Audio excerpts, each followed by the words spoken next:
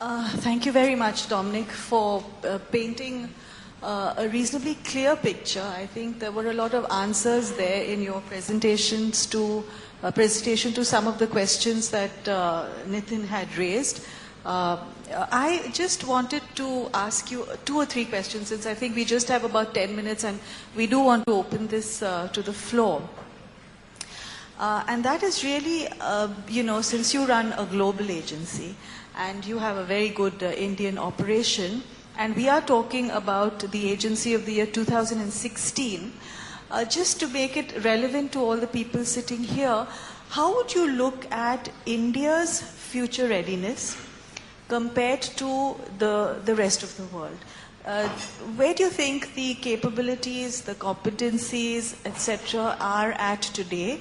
And, because one of the points that I think Nitin also made is that we kind of jumpstart. We miss a few generations and move straight from, like, we skip a whole lot of stages. So do you see this market in 2016 providing a lot of the solutions for the Agency of the Year then? Is this market future ready, and is it better or worse than other parts of the world? Okay. No, I don't think no reflection on the Indian mindshare. I'm saying as a market. I'm just talking generally about the market. No, I don't think it is future-proof already. No, I don't. I mean, I absolutely don't. That's nice. I think, well, I'll be candid. I mean, I think what's on your side, obviously, is the economy and the fact that India will become more and more important as a global economy. But if you're really saying to me, is India ready to take the challenges of the next 4 or 5 years, then my answer would be no. And it would be no for several reasons. But the 2 most probably important reasons would be, I don't believe that the talent pool in India is deep enough or wide enough to cope or to challenge the new ecosystem. Number 1. And number 2, I would say, and you can throw things at me if I say this, if you like, I don't mind, is that I think India is still probably too insular as a market. I don't think enough Indian business people in media and marketing are taking a global enough view of life. And I think we are, with every year that goes by, we are becoming more and more and more of a global community. And I think, therefore, if India really wants to be at the forefront of marketing and media innovation in 5 years' time, I do think we have to take a broader perspective. Well, that's a good thing to hear and a awakener for us. You did touch on talent a little bit in your talk, and you touched on it just now as well. What do you see as and certainly for the agencies sitting here, as the catchment area for talent for us to, reach that 2016 agency that you described? Because I can see, someone like me and many of the leaders sitting here today have grown up on Querrell's formula. But you have to, source and look for and train people from different walks of life. So what do you suggest, and what are you saying for that? Well, I think we're well past the point now in India and indeed everywhere else where we can survive as agencies simply by stealing each other's people from time to time. So I lose one of mine to you, so I buy one back. I think we're well past that. Yeah. The reason is not because of Are we well past that? I mean, that's slightly an idealistic statement. No, but we still do it. We still do it. That's the way our business works. It's terrible. I mean, I think the management, not so much the management, but the bringing in of new talent is the crucial thing, rather than just swapping talent between us. And the reason is because the talent required to get to 2016 is a different kind of talent than the ones that we're currently trading between each other.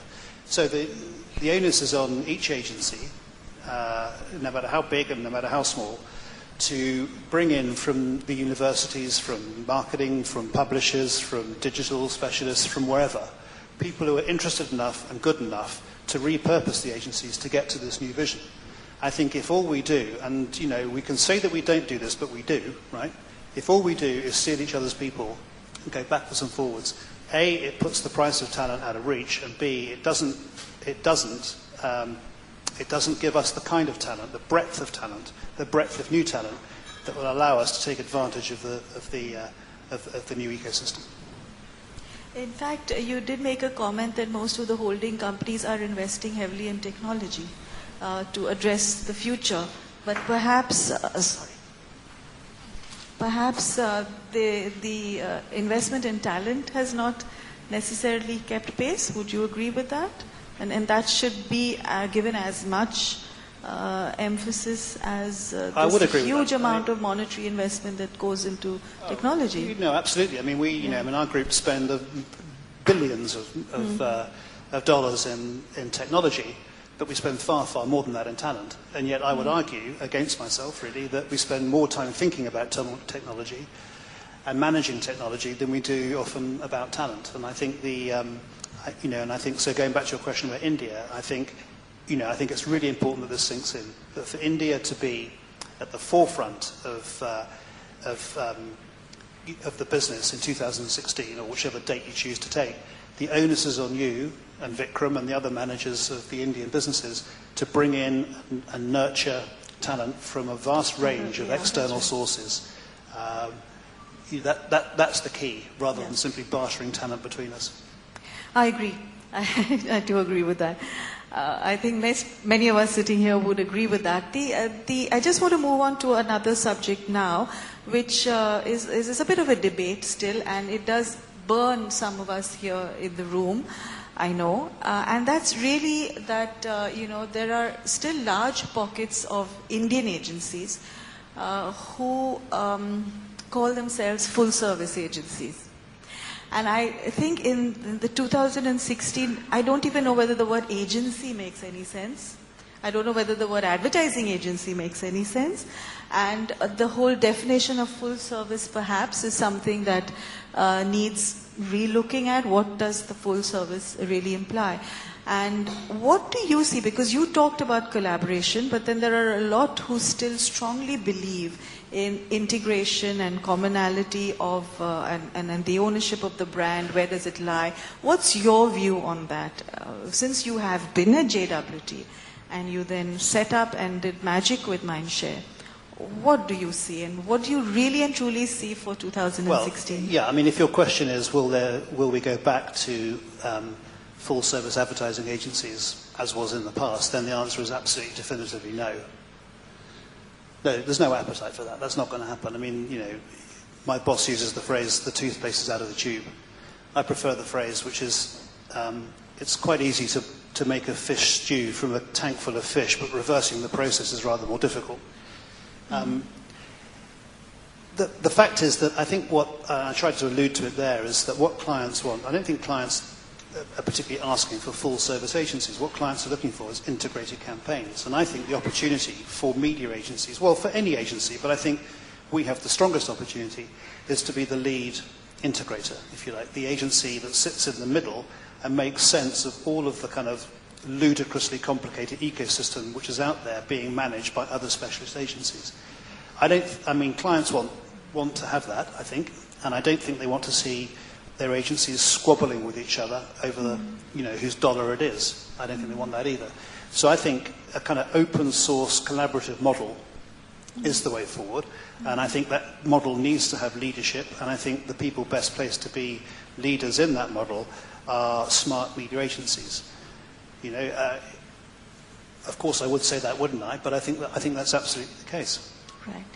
And I'll just come to my last question before I throw this open to the floor, which is really a highly debatable issue and something that is often really addressed at Group M and Mindshare, so Vicky, don't mind. It's really to do with, the potential that India holds, which is still very much, there's the iceberg, and we're still at the tip of the iceberg, and a whole lot of media, a whole lot of people still have to be exposed to media, and to all forms of media still, and we're nowhere near reaching our potential. And in that situation, in that scenario, when you're talking about 5 years hence, what is the role of value addition that the media agencies play versus value erosion? What is our commitment, our promise to the media owners, to the people on the other side of the table, to helping them grow and increase value for them? Because today the impression is that we are actually sitting here to erode their value. Well, do you mean value or do you mean price? No, I also mean value. I also mean value. Well, because at the end of the day, I mean, we can quibble, but they are related. They're definitely related. Yeah, but there are two different things here. They are two different things. Okay, so I'll take it. So to get to your question, sure. I'll take your value question, and I'll go straight back to what Nitin said before in answer to the question about print. You know, if a media owner has something which is valuable to a brand, and it doesn't matter whether that's old media, new media, whatever, because we no longer make that distinction. As I said, if there's a communication vehicle out there that's valuable to a brand, Yeah.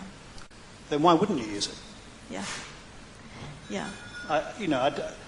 In a way, I don't really understand your question, because I think your question actually, I think what you're trying to ask me is price. Are we there to beat down price? Yeah, well, okay, in a sense, and the answer to that is yes. Yeah, it is yes, but I think it's also related to how do you assess whether a price is correct or not in the absence of real metrics to determine that. Since you say that,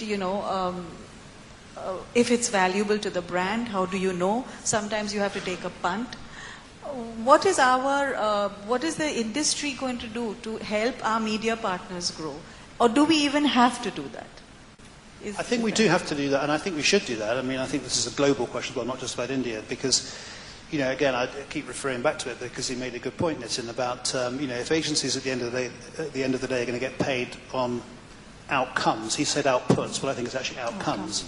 Rather than inputs, then you need to be able to measure the outcomes. And, so I think it is, and I'm not a research boffin at all, but I think, as a research community, we have to try and find ways of better linking individual media actions with the outcome of that campaign. Okay. Any questions from the floor? Shashi, do you have a mic with you? Hi, Dominic. Dominic, one of the success stories of India in the last 10 years from the Indian economy point of view has been IT sector, the information technology sector, and the success of the sector has been entirely on the outsourcing model where they have got back-end work from most markets in the world, including the United States. And it rests on the context of that we have great technology and great talent available in India. As a result, a lot of work is coming, not only the simple basic work, but also high-end work. And our business of media is in a way similar. So you have analytics, which you alluded to as a next frontier, and 5 other areas of technology, another area. My question to you is, why is it that global networks are not farming back that volume of work back to the Indian agencies where the talent exists, the technology exists, as is happening in the IT sector? What are the inhibitors? And this is a general question, not specific to any network. I think it comes down to human beings. I think a lot of people in agencies around the world are sort of protecting their patch. I mean, we set up a business with Meritus, God knows how many years ago. Vikram will remember, probably 8 years ago from memory. And it took a long time to get going because, I mean, to be quite frank, some of the people in, New York or Frankfurt or Buenos Aires or wherever it might be, didn't want to outsource the analytical work into Bangalore, not because they thought it wasn't going to be good, but because they thought that they had people and wanted to do it themselves. So I think the agency business is probably 10 years behind, maybe at least 10 years behind the IT business when it comes to outsourcing anything. Because we're quite precious people and we like to do everything under one roof. And by the way, I think as we go along in this new open source collaborative world which I envisage. It's not just analytics that I would see as being potentially outsourced. A whole bunch of other stuff too. If you take 2016 as a horizon, for example, I think the agency of the year in that period will probably have also outsourced quite a few other things. I think it comes down to human behavior. Chinta?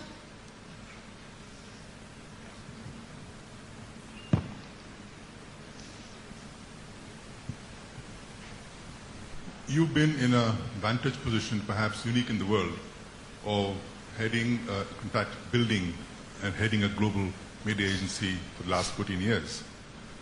What are some of the major changes that you have seen in the media agency business I'm not talking about the media or media consumption.